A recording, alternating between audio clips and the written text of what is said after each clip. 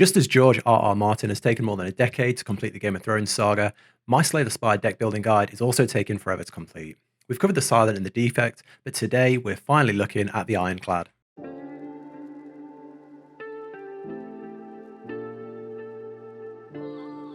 What's up guys, Marty here with another Slay the Spire deck building guide. Let Uncle Marty tell you a story. Back in 2017, when the game first came out, it wasn't the high-paced and adrenaline-filled game it is today. There was no ascensions or crystals or daily challenges. You just played the game, and if you finished it, you patted yourself on the back. And there were just two characters, one of them being the Ironclad. So like a proud parent, I've watched him grow and evolve, but ultimately neglect him for the newer characters. Despite that, he's a much-loved character, known to some as the Iron Chad. And he can absolutely burst down bosses. So today, let's talk about the best decks you can make to turn the Ironclad into a complete beast and climb through those ascensions and win games ultimately. As always, going into this, do not start the run wanting a certain deck, but know going into it to look out and tailor your deck based on what you're offered. So I want to show you the cards and relics you want to be on the lookout for, and if you can, start making that deck as you go along. If the first card is perfect for a certain deck, and then everything after that is for something else, change it. Go for the thing you're getting. These roguelike games are so random. Embrace it. But the first deck I want to talk about is the real Chad build. The best defense is a good offense, and that's why the first build is obviously the strength build, my personal favorite. Double down on strength at every opportunity. So first, I'm going to go through the cards you want to pick up. If it's got strength in the name, you probably won't go wrong with it, but here are my personal favorites for building a good strength build. Spot weakness first, huge permanent strength increase. Great. Flex, this is a temporary increase. However, let me tell you a little secret. Unless they've patched this, this is what I used to do. The card works as a buff and debuff. So it will increase your strength, and that's the buff part, and then it will decrease your strength at the end of the turn, working as a debuff. So if you can pick up like an artifact effect from any relic card, such as like the Clockwork Souvenir relic or the Pankia, you'll build strength, and then the artifact will stop you losing it. So Flex becomes better than Spot Weakness because it's free, right? Inflame, that's a power card, is a great strength builder. But let's go over the game-breaking cards. Demon Form. This card costs 3, but it's a one-time cost that will completely change the battle. It will increase your strength every single turn. And then the main event, the lead singer of the deck, the Tom Brady, if you will, I know nothing about American football, is Limit Break. This will double your strength. Upgrade it and it will stay in your deck too. Now, some good combos here. If you upgrade the Flex, which costs 0, and it'll give you 4 strength. Then you use Limit Break, that'll flip it up to 8. If you can then stop it from leaving, you can have an incredible burst on your first turn. So yeah, there's a lot of things you can do to increase your strength. Once you're sitting on a fat stack of strength, you want to have cards that can really slap the enemy. My advice here, the more hits on an enemy, the more your strength will work. So for example, if you've got 10 strength, right, which is quite easy with this build, and you use a card that deals 9 damage, you're going to deal 19 damage, right? If you had a card that deals 3 damage 3 times, so the same damage, you'll actually hit for 13 times 3. So you'll hit for 39. Therefore, here's some cards that I would recommend. If you can stack big energy, either from relics or cards, Whirlwind will be good. Something that I would recommend here is what I was just talking about, and that's Boomerang. This is a gold mine. Like I said, it benefits strength, and will just keep attacking based on how much strength you've got, and it will do it every attack. Similar with that is Twin Strike, which is the same. You'll hit twice, but your strength will add on to each hit. And of course, Heavy Blade here is a must-have if you get it. Always take this, especially if you upgrade it.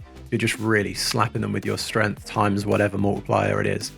You're going to be open to a lot of attacks, and you're not going to be using many blocks. So I'm going to recommend this card here, which you don't see used very often, but Reaper, phenomenal. This scales with strength. So if you're sitting on 10 strength, this would heal you for 14 per enemy you hit.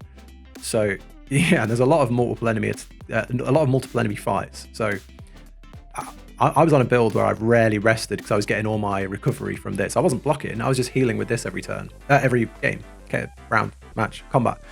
Yeah, anyway, relics you want to look out for are mostly the strength builders. As remember, we're heavily relying on Limit Break and Heavy Blade to pop off with. So I'm going to throw some up on screen now and quickly talk through them. The Sling, you start elite fights with 2 strength, it's pretty good. The Gyria, like the weightlifting thing, Lets you increase your strength at rest sites. This is huge. And like I said, if you've got the Reaper, you won't need to rest that much anyway. The Red Skull, if you're below 50% health, which you will be quite a lot in this build, you have 3 extra strength. Amazing. Mutagenic Strength, I think it's called. You start with 3 strength and then you lose it after the first turn. You can pop this with a flex and be on huge strength in turn 1. You can also use Limit Break if you have Limit Break in your hand at the start and you've got the Mutagenic Strength. That's an extra 6 going into the first fight. Some others I personally like are Shuriken. 3 attacks in 1 turn, increases your strength by 1. That's great if you've got cards like Clash as well because they're free, so it's an extra attack in there. Self-forming Clay. When you're hit, you get blocked next turn. Helps when you're really getting hammered by things, like those flying things that hit you like 5 times in 1 turn. Yeah, this will just completely negate them. Horn Cleat, I think it's called. Gives you block on your second turn, so you can focus on strength building or attacking. They're my personal favorites and what I would be looking for on a normal run where I'm looking to make a strength build. But there's tons of cards and relics in the game with loads of different ways you can style the build. But these are the ones I like, and hopefully that will give you a base understanding of what you should. I'd say these are the base building blocks of this build, and then you can tailor it out from there however you like. Now, a lot of people have their favorite builds for Ironclad.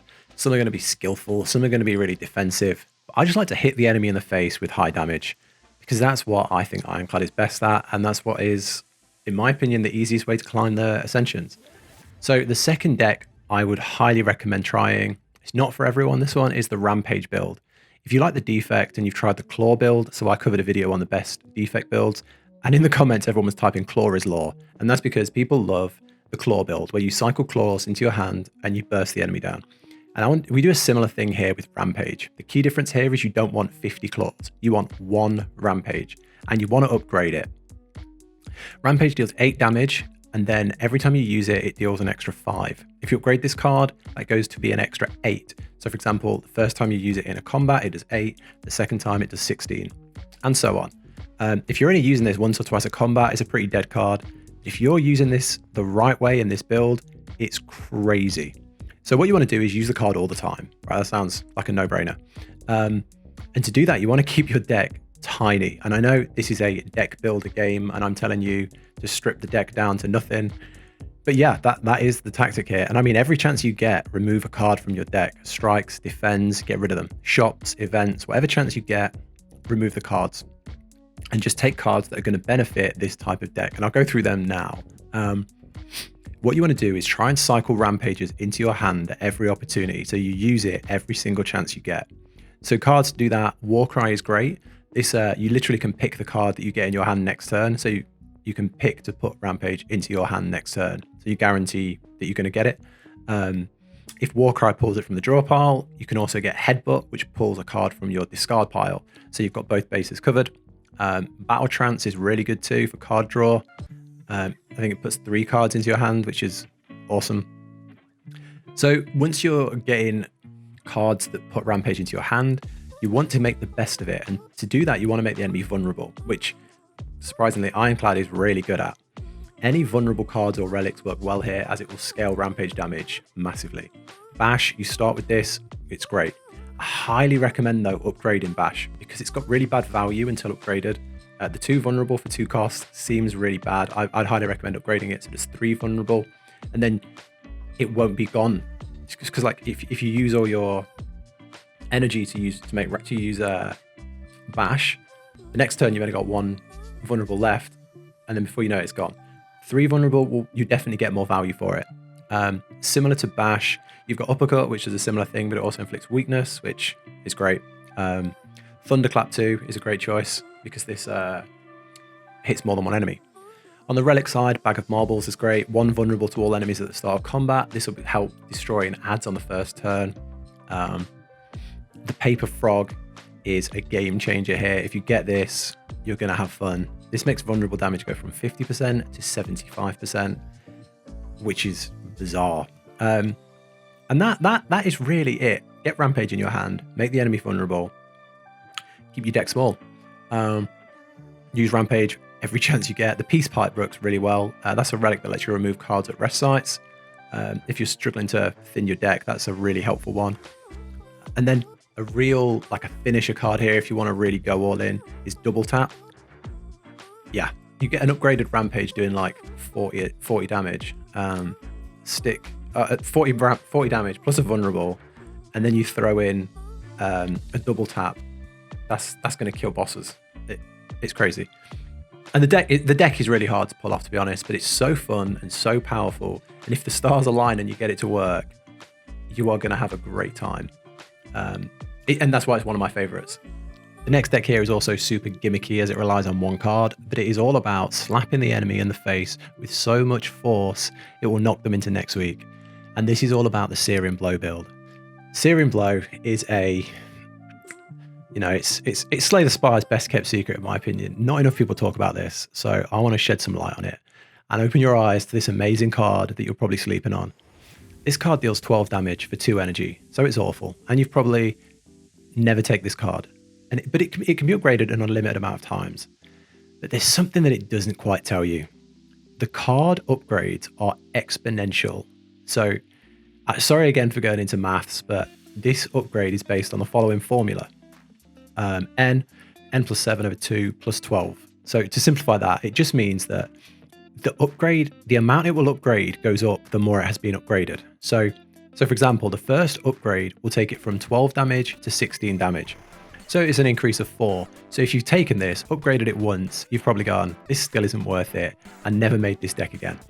And that's what I did for probably the first year of playing with that card. But then when you get to the 5th time you upgrade this card, it goes from 34 damage to 43 damage, which is an upgrade of 9. So hopefully you can see where I'm going with this. The 10th time you upgrade the card, it goes from 97 to 111, which is an increase of 14. So the card's broken, completely broken. And that's why you should build a deck around it. And what's a Searing Blow deck going to look like? Vulnerables, they're great. I've already covered them in the last section about the best vulnerable cards, and they all work well here too. And again, similar to that, card draw is also important. Unlike the Rampage deck, duplicating cards isn't as bad here. So Headbutt, Dual Wield, and Secret Weapon would be the 3 I always look for. They're great at getting Searing Blow into your hand. Double tap will do crazy things here. It will make a broken card even more broken. Armaments works well. It'll upgrade the card during combat. So it will take your Searing Blow up to the next level, which, as I told you earlier, the higher the level, the better that impact is. Relics should be anything that gets the card into your hand or helps you get to more rest sites, because you want to upgrade this as much as possible. Warped Tongs is really good. Start your turn, it upgrades a random card in your hand for the rest of combat, which is pretty awesome. Necromicon is really good. The first attack you play each turn that costs 2 or more is played twice. So yeah, get that if you can. It's kind of a hard relic to find, but if you can get it, great. And then I'd say the Winged Boots, so you can like ignore a path and go to whatever room you want. So this will help you get to more campfires if used right. You can do it 3 times with that relic, so definitely recommend that. And then the frog works great here as well. Other than that, the cards and relics really aren't as important as upgrading the hell out of the card, as it is a standalone crazy game winner without anything else in the deck. If you had nothing else and you just kept upgrading that, you'd still have a great time. Anyway guys, there's tons of builds, decks, combos, and everyone's got their favorite and ones that they can win loads of games with, but these are just my personal favorites, the ones I've found the most success with and the ones I enjoy the most. I put a lot of effort into these videos to make sure I'm giving the right information and making it as easy to understand as possible. So sorry if they take a little while to get out, but if they've helped you, subscribe to the channel for more videos like this, and like the video to let me know that I haven't just wasted 3 hours of my day making this. And also in the comments, please let me know what your favorite Ironclad deck is. I'd be interested to hear what other people's opinions are, as I'm always looking to try new ones. And yeah, I think there's so many possibilities, and I know someone might be sitting on another really cool deck out there that I've not tried. So yeah, let me know. Other than that, guys, thanks for watching, and I will catch you in the next one.